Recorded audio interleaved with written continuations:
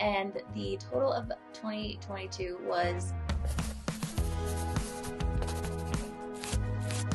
Hello and welcome to this week's video. I am going to sit down and tell you the entire behind the scenes journey of It's Life by Maggie from day one to now. I had a really exciting year in 2022 where I basically made a full-time income while also being a busy medical student from this thing I've got going on. Side hustle, online course, business, whatever you want to call it. I don't know the name for what I do. I have It's Life by Maggie. It's making money, and in 2022, it made a lot of money, and in 2023, big things are going to happen. So it's time to share all the things I've never really shared before, just to give you the full context of how I got where I am and what I plan for the future. So at the end, I'll tell you exactly how much I made in 2022, plus my 2023 revenue goal. You guys know I have big goals. I have my vision board finished. I can show you that at the end too. So let's get into it. All right, so to take you way back to the beginning, the reason that It's Life by Maggie exists is because one day I stumbled upon by Sophia Lee's blog post. I'm like getting really excited. If you follow me on Instagram, you know how obsessed I am with her. She is my absolute idol. She now has like a full-on $1 million business, but when I stumbled on her blog post, it was more in the beginning. This was, to give you some time context, this was around June 2020 because I took the MCAT June 19th, 2020, got pushed back due to COVID. So it was like a few weeks to a month before where I stumbled upon this blog post where it was Sophia Lee's income report. And this income report said she made $12,000 in that month from her blog. And I was mind blown. I was like, what? I looked through her other monthly income reports that she used to do, and she did it every month. So in the beginning it was $7, $25, $200, $1,000, and then that first one I had stumbled on was $12,000. So I was like, holy moly, this person made a blog post. And then I was like, oh my gosh, I'm a pre-med, I can make a blog post about taking the MCAT. And my mind just went wild, but not too wild because I have the MCAT coming up in a month or so. That's where the seed was planted. That's where It's Life by Maggie was born. The day that I saw that income report on her blog, truly. I don't remember the exact setting of finding that blog post, but what I do remember exactly where I was sitting, who I was with, was 2 weeks before the MCAT when I was contemplating. I was trying to hold myself back. I was like, I gotta stay focused on the MCAT. I'm not about to get really obsessed with creating a blog and all this stuff. Just gotta get the MCAT out of the way first. But I couldn't help myself. Since I'd seen that blog post, I was like, I just want to make a blog, a website. So I was sitting in the ambulance with not my usual partner, Lacey, who you know of if you've seen the EMT Day in the Life, but it was somebody else. We were working in North County that day. I was sitting in the ambulance, and I was just chatty Kathy, telling her all about how I'm going to create this website and look at these different website themes on 17th Avenue. And I was like, what should the name be? And I wanted it to be Life by Maggie, but I was like, oh, that domain is taken. So I was doing all that. And basically while I was sitting there, I spent about $120 getting the domain It's Life by Maggie for my website, and probably a website theme from 17th Avenue, and all the stuff you needed to start the blog. I did it that day on my phone, sitting in the ambulance. That's when my website was officially created. But again, I didn't dive in too crazy because I had to take the MCAT. So 2 weeks later, I took the MCAT, and then I got to go from full-time MCAT studying on my off time when I wasn't working as an EMT to full-time diving in to, okay, let's make $12,000 like Sophia Lee does. So I started writing blog posts, mainly about how I studied for the MCAT and different things. I also started my Instagram around that time and was posting. It was during my application season. So on my Instagram, I was posting oh, I just got an interview invite from this school. Oh, here's how this interview went. Here's how my virtual interview setup looks like, and different tips like that. So that's where my Instagram started too. By the fall, so around November, December, I had a bit of a midlife crisis where I had a stint where I actually switched. I got a new blog called Little House on the Terrace and decided I wanted to do apartment decor decorating. So that lasted for 3 months, and then I went back to... So by end of January, early February of 2021, I went back to It's Life by Maggie. There was 3 months where I didn't post on Instagram, didn't want to do the pre-med thing anymore. I was I'm never gonna grow, blah, blah, blah. And then I went back to it a few months later. So February 2021, I think that's when I went back to the pre-med thing, went back to It's Life by Maggie, and also created my YouTube channel. So I started with that. Maybe not the first video, but one of the first videos was my going through my MCAT application, which, whoo, that video went off. So that's where my following on YouTube kind of started, was in February 2021. So Then I also created my first course that month called MCAT Roadmap, which I still have. So up to this point, let's say we're like 6 to 8 months in, hadn't really made much money at all. If anything, just spending money. And my MCAT Roadmap course, I think there was like one person who bought it in the first month kind of thing, and it was $47. So not a lot of money, but it was fine. I was having a blast. And then the best accomplishment of my entire life, like truly when I die, the real answer to what's the best accomplishment of your life is when I created Road to Acceptance in April of 2021. That course is my baby. I'm so proud of it. I'm so proud of it. I love it. I truly wish, like, when I was a clueless pre-med student that I had Road to Acceptance, like somebody had created it before me, like it would have helped me so much. That's why I'm so proud of it. But April 2021 is when I created that course. And that's when things kind of like I started to make some money. It used to be more expensive because I did monthly live sessions, so I sold it for $497. Yeah, so I made a little bit of money summer 2021. That summer, I also knew that I was going to be starting medical school. I wasn't going to have time to what's called live launch Road to Acceptance over and over. And so I wanted to turn my course evergreen. This is where we get into some, I'm not going to call them mistakes, but something that I learned a huge expensive lesson from, okay? That summer, I was like, okay, I'm not gonna have time to do this live launching thing. It needs to go evergreen, blah, blah, blah. So even though I had only like live launched Road to Acceptance once, and it wasn't even a real live launch, it was a beta launch, Amy Porterfield would be so unhappy with me. But anyway, around May, I was just thinking of this. I was like, yeah, I wanna turn it evergreen. And this perfectly targeted Instagram ad found me. And long story short, I got a course on how to turn your course evergreen, and it was $20,000. I had about $6,000 in the bank from my first beta launch, live launch, whatever you want to call it. And so I was like, that'll pay for a few of my monthly payments because it was $1,500 a month for 12 months for this course. And then once I start an evergreen, like I'll have more money and I'll be able to pay it as I go. That obviously didn't happen. So that summer I went through that course and I was like, all right, got to get this new webinar out by the time I start med school. And I did, but I did not align with her advice at all. She was like, don't give them too much free advice because you don't want them to have so much free advice that they'll not even need your course and like blah, blah. So like keep it generic. So the only way to get that information is by buying your course. Long story short, I was not proud of the webinar that I created from her advice. Obviously not going to name names because she's $1 million business owner and would probably sue me. By the time I started med school, I had that evergreen webinar up for like 2 months max. Had like 4 students from it and I called it quits. I deleted. I was like, never mind. Like, I'm not proud of this. I'm not doing this anymore. I'm not proud of it. So I just stopped it. Meanwhile, obviously I still had to pay the $1,500 a month. Also, when I started medical school is when I got a YouTube editor because I was like, also not gonna have time for that when I'm in med school. So my YouTube editor at the time was like really expensive. Like he was good now, but he was really expensive. So between those 2 monthly payments, I was paying over $3,000 a month.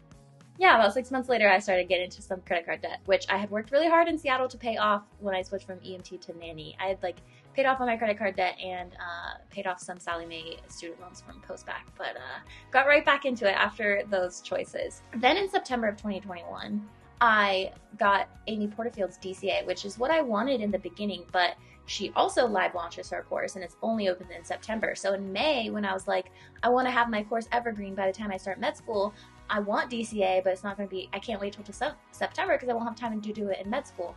Well, I got this other course, didn't work out, and I was like, well, Amy Porterfield is who I should have went through this the whole time. So I got her course, even though I don't know where money-wise I was at that point, but I paid only $2,000 for her course. So if only I had waited, but anyway, not the point. So I went back to live launching my course, which made me some money. I think December 2021, I probably made, actually I have no idea, but like a decent amount of money. I did another live launch in April because Amy Porterfield suggests to live launch your course 2 or 3 times before you turn it evergreen. So this time I listened to her, launched it live a couple times, and then I redid my webinar with Amy Porterfield's wonderful and amazing advice. The webinar I use for my live launches, I know this is like kind of jargon to people who are in the online course world, but we're just gonna roll with it. The webinar that I had created through Amy Porterfield's course in my live launches, I was so much more proud of. So I felt so much better creating it up, like just doing that same webinar, but a recorded version